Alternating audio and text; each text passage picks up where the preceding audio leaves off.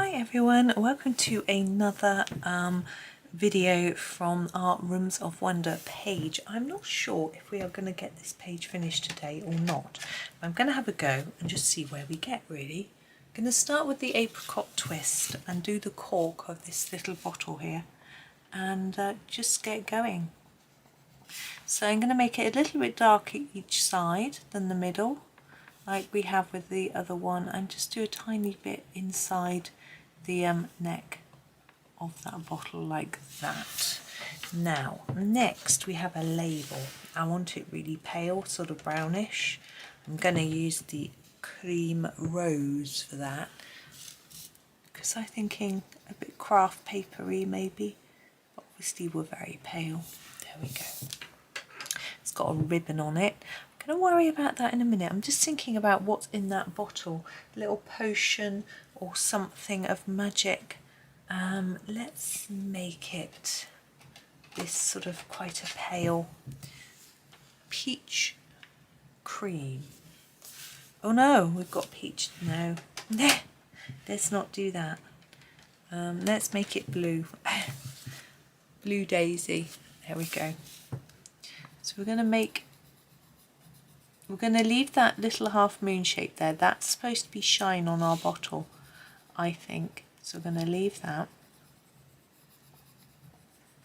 This colour is quite magical, I think. It's because it's a mix of purple and blue. It gives it an intriguing colour, and also it's sort of almost skyy, misty sort of colour, which I think works well.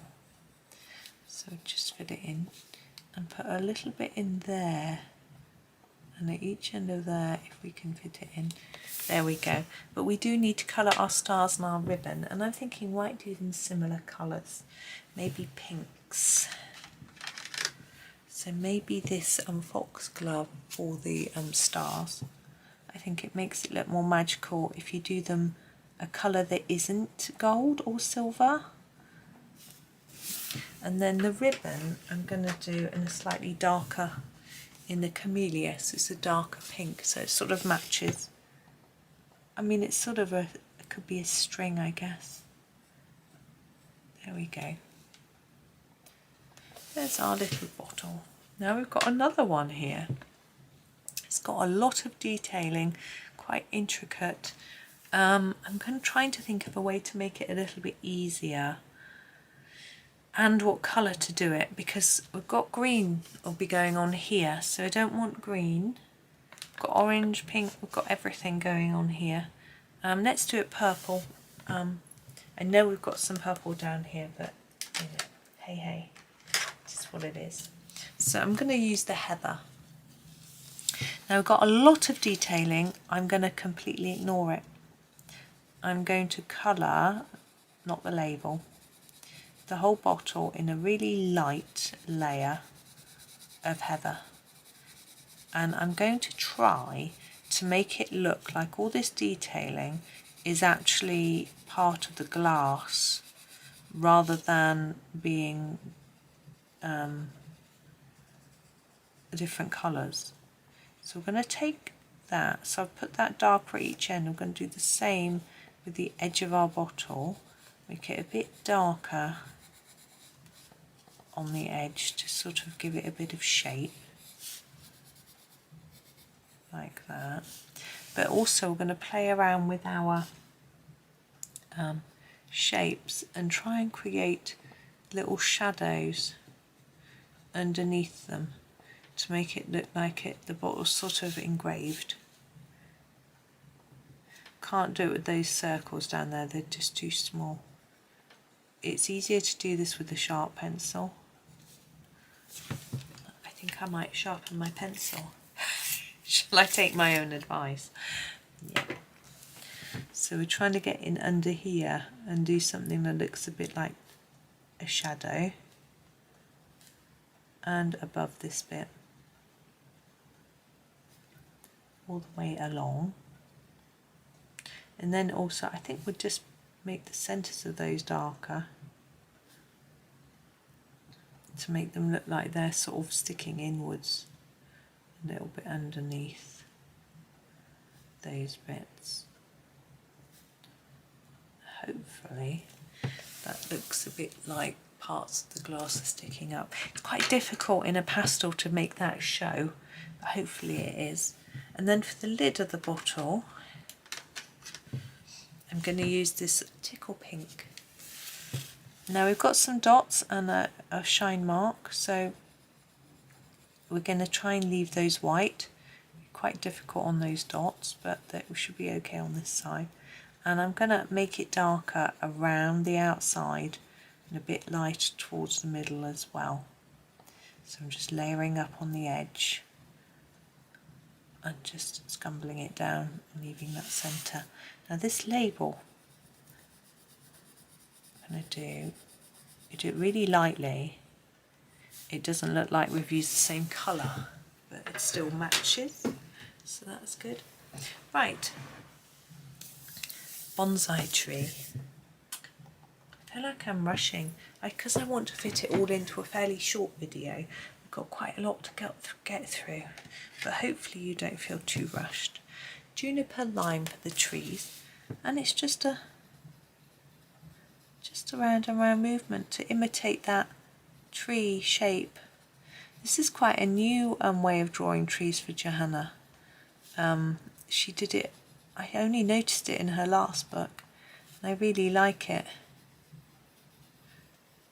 It allows you to cover in a sort of free and loose way, which I think is nice. But obviously it's subjective. I find this book quite interesting because we don't have so many flaws and natural things in as we have done in previous books, and I think some people prefer that. They get a bit bored of colouring leaves all the time, but other people really enjoy it. To be honest, I don't mind either way. I'm trying to put some shadow. I'm putting a harder layer just where they're overlapping to hopefully make it look a bit like this, to emphasise this one being in front. Now for our tree trunks we want this sort of brownish colour. I think we'll use this. The candytuft. It's quite pale, but of course all the pastels are. So I would normally do tree trunks quite dark. So it's quite alien to me to do it like this, but of course not all tree trunks are even brown, let alone dark. So it's good for me to do something a little bit different. There we go, just sort of going to fade it there so that it fades into the grass, which, what colour should we do grass? I'm quite liking this one. Oh, I can't get it out of the tin. It's the cowslip.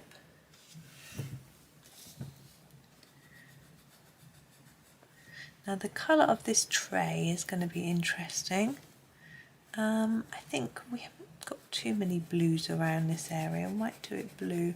It's a little bit contrived, isn't it, to sort of look at what you've got around and how you're going to do it, but I think it makes it a little bit more balanced, I suppose. So I like that. So this is the blue mist. This is where I'm going to start. With this piece, darker here and less towards the middle. Same again, we're going to have a lot of blue on that one, aren't we? I've got to work out which bit's river and sea, and which bit's land. I think it's quite obvious actually. Okay, so there is our blue mist. Try and tidy it up. Well, I'm trying to tidy it up. And I think I'll do these ones. Again, fade towards the middle. And the little feet. There we go. And now pick another blue. Let's go blue poppy. It's quite pale, this one. And do those top sections. Again, try and fade. So you want the ones on the outside a bit more intense. The ones in the middle quite light. This one slightly darker and this one darkest. There we go. And I'm going to use this one which needs a sharpen. It's the bluebell. Again, I'm not sure we've used the bluebell. There we go. Bluebell. Again, so remember a little bit darker here, so I'm just layering it up a little bit. Not quite so many layers on this one. A lot less here. A bit more here. Darkest here. There we go. Now, globe. I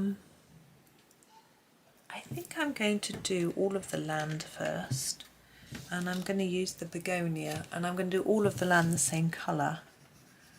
I think it's easier. For some reason I think picking out the land is a bit easier than picking out the sea. So that's why I'm doing the land first. I don't know why I think that. I think Johanna's just made this up. I'm trying to think what part of the world would this be. But I think she's just made it up. She's probably difficult for her because all her colourists come from different parts of the world. She didn't want to upset anybody by missing their country out or putting someone else's on, so I think it's probably very cleverly decided to make it unidentifiable. So she hasn't favoured anyone over another. Now I'll see. I think the delphinium, which again I don't think we've used yet, would do. It's a sort of bluey green, which I think is just a good colour for ocean or sea. Obviously oceans and seas are different things, but in the UK we tend to use the terms interchangeably. If you're at the beach, the water, you call it the sea. You can have a swim in the sea or a paddle in the sea or a dip in the sea. You wouldn't really say ocean. But then the beach that I used to go to as a child, the water isn't an ocean or a sea, it's actually a river. Which is interesting. So you would be paddling in a river, but you would still call it the sea. And the road that goes along the coast is called the seafront, even though it's not the sea. We're confusing. English is such a confusing language. I was talking about it to my boys the other day, about how confusing it was. Now our framework, I'm thinking wood.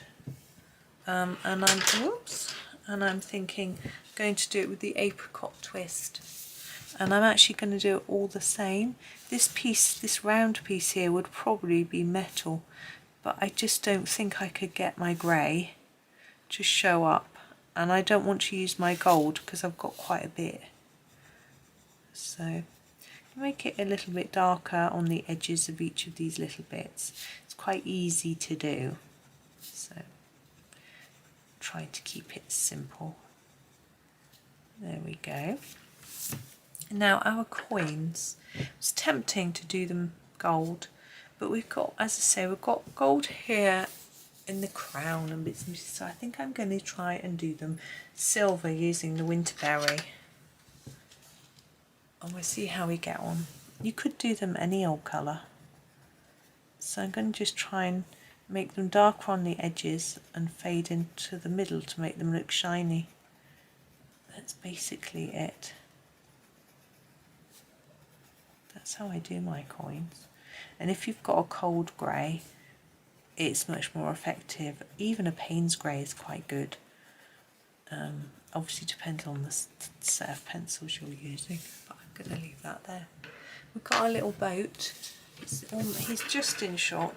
I'm going to keep hold of this winterberry and just do these windows, and I'm just going to put a few lines across as if the glass is reflecting the light. That's my first step.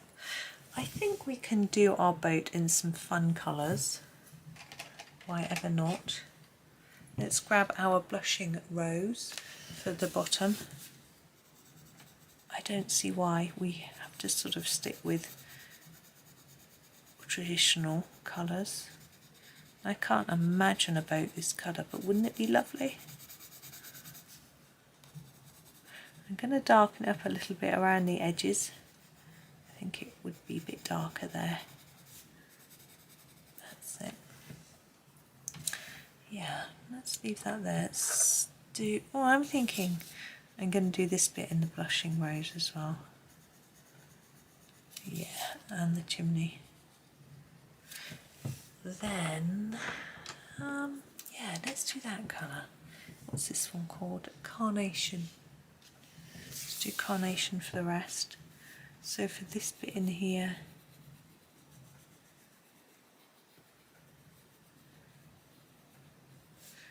put this bit. And I think I'm going to do the roof and the rail in a different colour. I don't know what. I'm thinking, my brain's going blue. I'm going to try blue. If it doesn't work, do something else. I want to try this jade colour. I'm going to block this in because it's quite small. It's quite greeny. I don't know if I think that works or not. There we go. I think it works. Anyway, we have finished. I did rush a bit on that last one, I'm afraid. I just wanted to get all the last few bits in to get it all done. So I'm going to come out now so we can see the whole thing.